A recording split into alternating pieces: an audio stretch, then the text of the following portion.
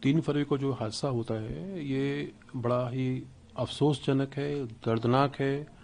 और मैं भी पेरेंट्स हूँ, और जो जिसके ऊपर आरोप है उसकी फैमिली, पूरी फैमिली इस बात से आज तक बहुत ही बुरी तरह से टेंशन में है, ट्रॉमेटाइज है।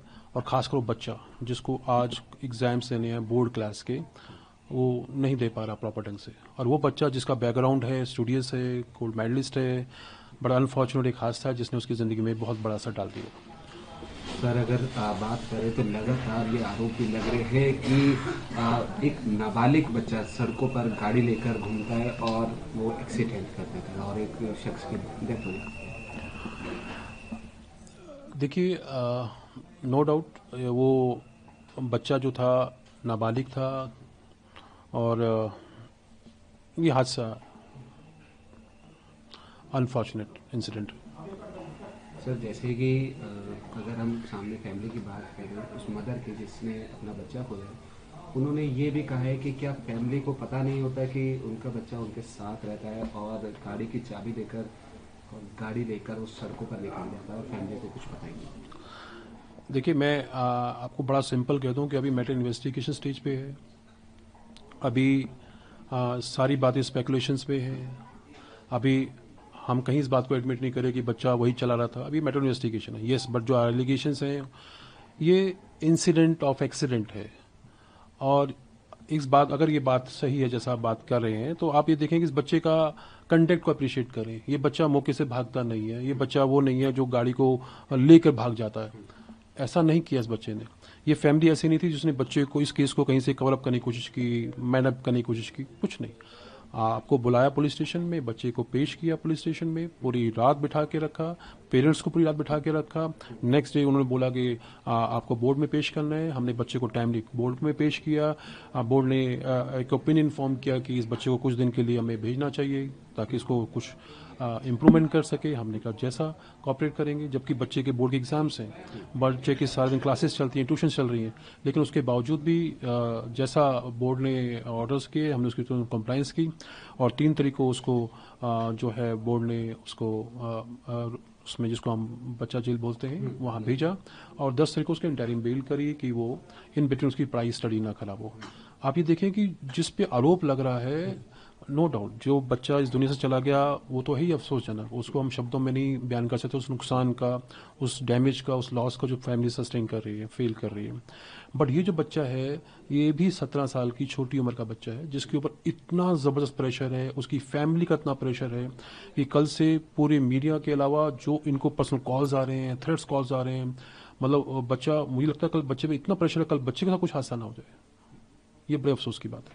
सर, साहिल की मदर का ये भी कहना है कि जब वो बच्चा गाड़ी लेकर सड़क पर निकलता है, वो अपनी सिस्टर के साथ होता है और ऐसे में वो फन वीडियोस भी बनाता है। देखिए, विद ड्यू रिस्पेक्ट, मैं उनकी मदर की भावनाओं को रिस्पेक्ट करता हूँ। अभी वो बहुत डिस्टर्ब हैं, उन्हें ऐसी बहुत सी बातें हैं।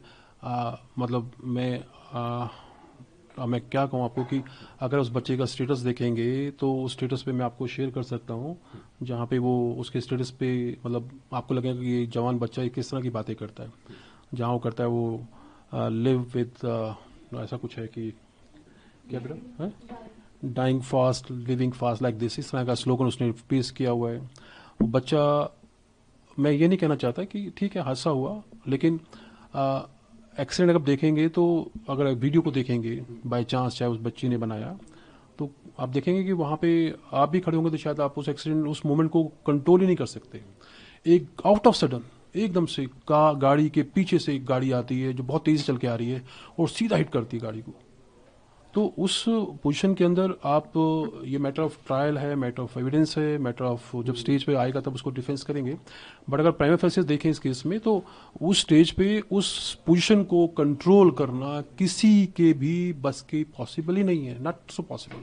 सर, आखिरी क्वेश्चन मेरा ये भी रहेगा कि जो बच्चा गाड़ी चला रहा था, उसके फादर से आपकी बातचीत हुई है? उनसे पुलिस ने पूछताछ भी करी है, ऐसा एडवोकेट आप कह रहे हैं? देखिए, उसके फादर से बात हुई, उसके मदर से बात हुई, उनके भाई से बात हुई।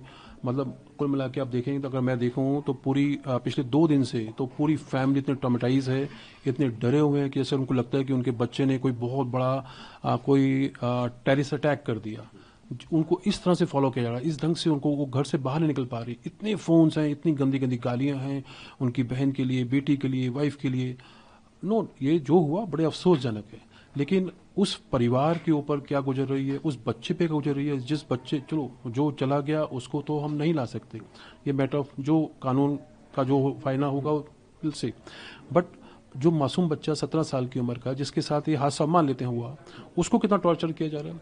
इस टॉर्चर का लेवल इतना बढ़ गया है कि हमें इस बात का डर है कि वो बच्चा कुछ ना कर बैठे, उसकी फैमिली कुछ ना कर बैठे।